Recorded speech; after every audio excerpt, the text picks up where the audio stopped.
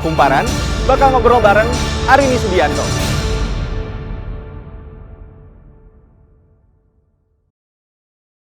Edukasi ini sangat dekat isunya dengan yang namanya kemiskinan juga nih Bu, karena banyak orang-orang yang mungkin kurang mampu untuk mengakomodasi pendidikan untuk anak-anak mereka, ya akhirnya jadi lingkaran itu kayak lingkaran setan, lama-lama ya sama aja jatuh lagi ke lubang kemiskinan.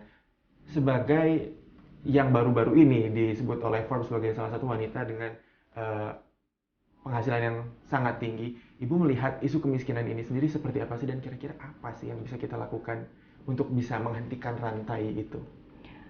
Sebenarnya kalau kita punya lebih itu relatif ya. Bisa ada yang lebih banyak, ada yang lebih.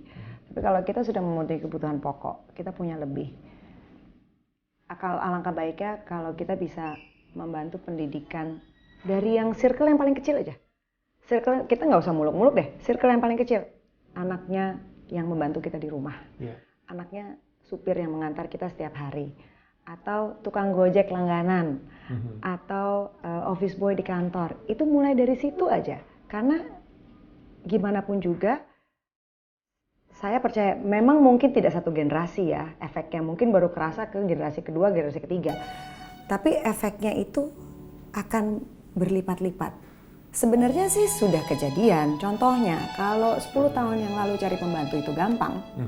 Karena orang menjadi lapangan pekerjaan kan. Oke, membantu. Sekarang kalau mencari pembantu itu susah karena mereka lebih prefer kerjaan yang apakah di pabrik ataukah menjaga toko. Jadi kan itu sudah ada shift ya. Shift mereka sudah lebih punya pilihan dan punya wawasan bahwa oke, kalau kerja di pabrik berarti sudah ada pendidikan tertentu yang terpenuhi kan. Mungkin masih pendidikan dasar tapi sudah terpenuhi dibanding 10 tahun yang lalu. Sebelum ada 10-20 tahun yang lalu. Bahkan waktu saya masih kecil, saya masih tahu tuh ada yang pekerja rumah tangga yang umurnya masih di bawah usia dewasa kan, karena saat itu orang awareness soal pendidikan masih sangat lebih rendah lah, bukan sangat rendah tapi lebih rendah dibanding sekarang. Karena kan banyak juga gini, kita kan nggak punya fasilitas sebesar itu loh. Yang buat kita mungkin 100.000 nggak ada artinya, buat satu keluarga 100.000 itu means the world. Itu yang perbandingan itu yang kalau kita suka lupa gitu. Jadi takut nggak punya banyak, mau nolongin gimana gitu. Sebenarnya kan apapun jumlahnya di orang yang membutuhkan itu artinya luar biasa.